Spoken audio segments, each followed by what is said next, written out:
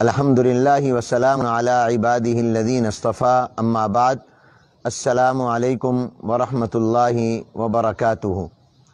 میں آپ حضرات سے چند ضروری گزارشات عرض کرنا چاہتا ہوں۔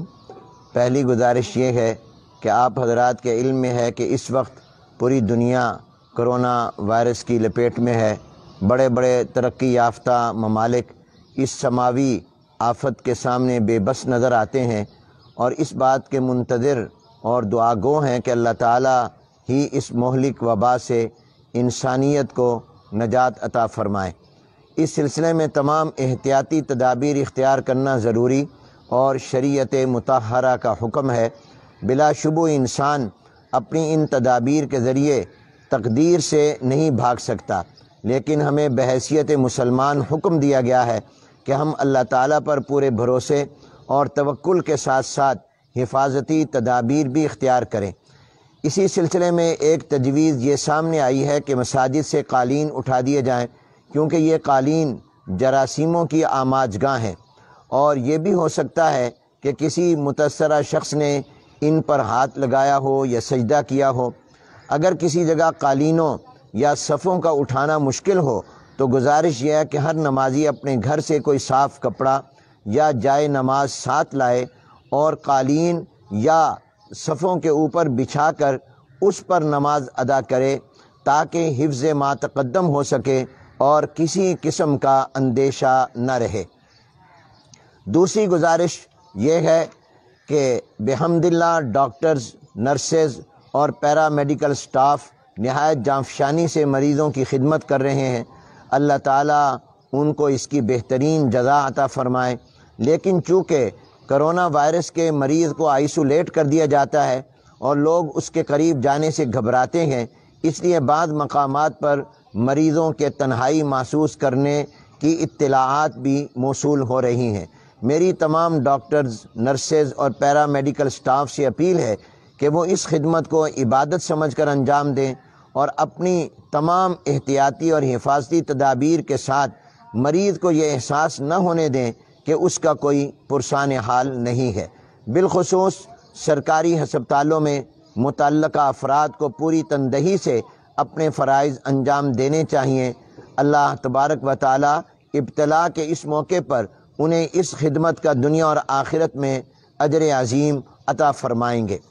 تیسری گزارش یہ ہے کہ دینی مدارس اور جامعات کے طلباء جو آج کل ملکی حالات کی وجہ سے اپنے تعلیمی اداروں کی بجائے اپنے گھروں میں مقیم ہیں، اور مجھے امید ہے کہ ہمارے یہ طلباء کرام فراغت کے ان دنوں کو اپنی تعلیمی، تدریسی اور اصلاحی سرگرمیوں میں صرف کر رہے ہوں گے۔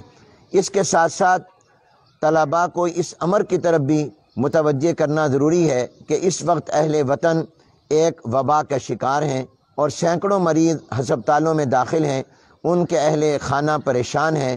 اس موقع پر مریضوں اور ان کے خاندانوں کی خدمت اور ان کی دلجوئی کرنا بہت عظیم عمل، عبادت اور باعث اجر عظیم ہے۔ آپ طلباء کرام اس سلسلے میں رضاکارانہ طور پر اپنی خدمات پیش کریں اور ڈاکٹر حضرات کی ہدایات کے مطابق حفاظتی اقدامات اختیار کرنے کے بعد مریضوں اور ان کے اہل خانہ کی ممکنہ خدمات کے لیے پوری طرح محنت کریں۔ آپ حضرات کے علم میں ہے کہ خلق خدا کی خدمت اللہ تعالیٰ کو کس قدر پسند ہے، بالخصوص بیمار کی بیمار پرسی اور خدمت پر اجر عظیم کا وعدہ ہے۔ آپ حضرات نہ صرف اپنی دعاؤں میں انہیں یاد رکھیں بلکہ آگے بڑھ کر اپنی خدمات کو بھی پیش کریں۔ ایک آخری اور اہم گزارش یہ ہے کہ یہ بات نہ کہی جائے کہ ہم نے کرونا وائرس کے مقابلہ کرنا ہے، ہم نے اس سے لڑنا ہے، ہم نے یہ جنگ کرنی ہے، ہم نے اس کو شکست دینی ہے۔ ہمیں اپنی بندگی، عاجزی اور عبدیت کا مظاہرہ کرنا چاہیے۔ یوں کہنا چاہیے کہ ہم نے اس کرونا وائرس کی اس عالمی وبا سے بچنا بھی ہے، بچانا بھی ہے، اور ہم نے اللہ کی طرف توجہ کرنی ہے، توبہ اور استغفار کرنا ہے۔